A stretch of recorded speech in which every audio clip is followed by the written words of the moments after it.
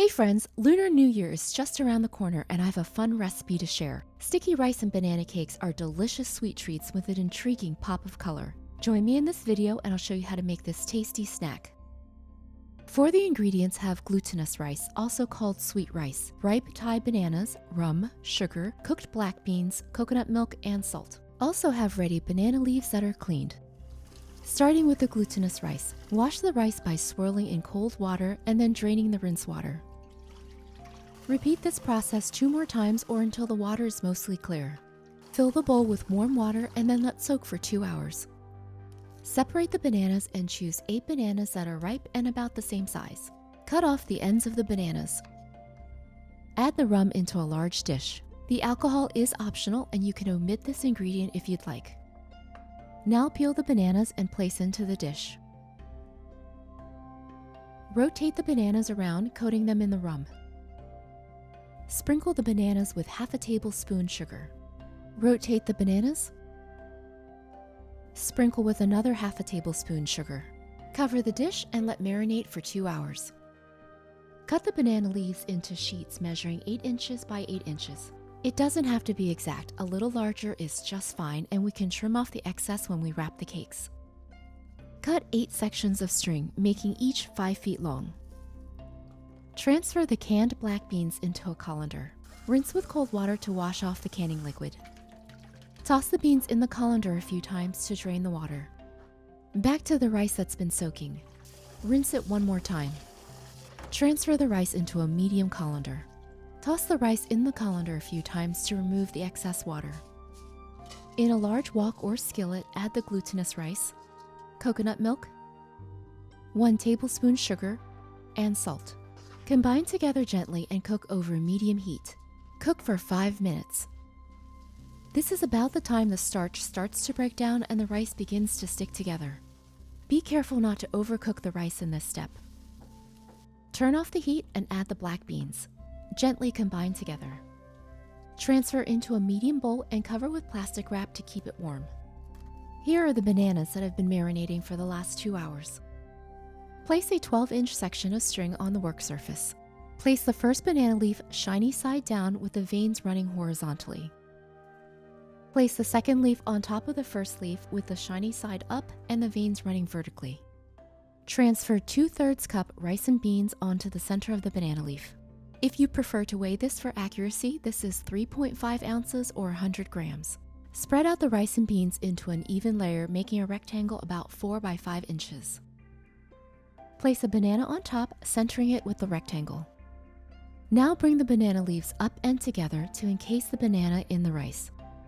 Use the banana leaves to press the rice together, making a roll.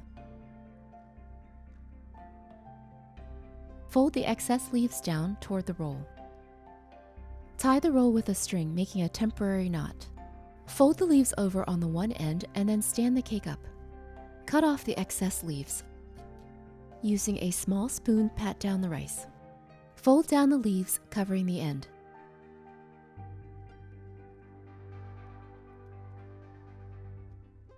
Flip the cake over and repeat the same steps for this end.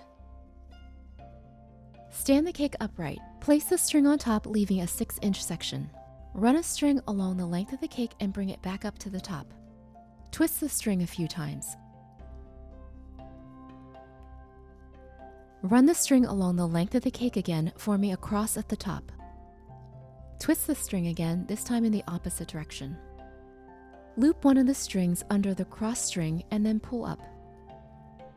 Make a knot at the top. Lay the cake on its side and remove the temporary string. Place your index and middle finger so it's on either side of one of the cross strings. The remaining string should be between your thumb and index finger. Wrap the string around your index and middle fingers and around the cake. Loop the end under the string your index finger and middle finger are making. Pull the string through, making a knot. Adjust the knot so it lines up with the cross string. Repeat the same process, making a second knot. Use medium pressure and don't pull the string too tightly. Stand the cake up on its end. Loop the string under one of the cross strings and pull to the top. Pass the string under the center point and then pass through the loop to make the final knot. Cut off the excess string. Optionally tie the end to one of the cross strings and make a handle.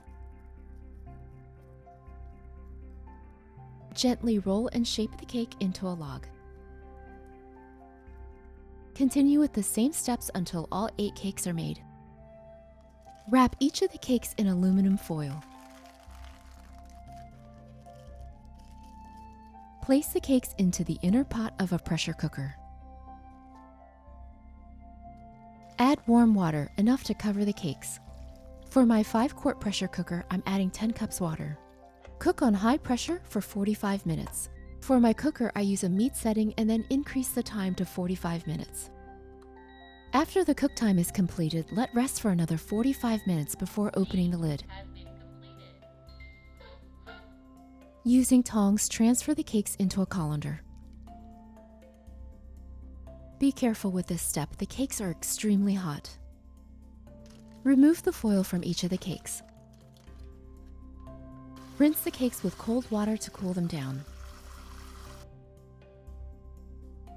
Pat the cakes dry using a kitchen towel. Wrap each of the cakes in plastic wrap. Let cool for at least 2 hours before serving. Now it's time to unwrap our cakes and have a look. The sticky rice is soft and plump, and the yellow banana center has transformed into a lovely pinkish reddish color. For best results, use ripe bananas. The Thai bananas I'm using in this recipe are about medium ripe. I think if I had the time to let them ripen up a little bit more, the color would have been a deeper, more ruby red.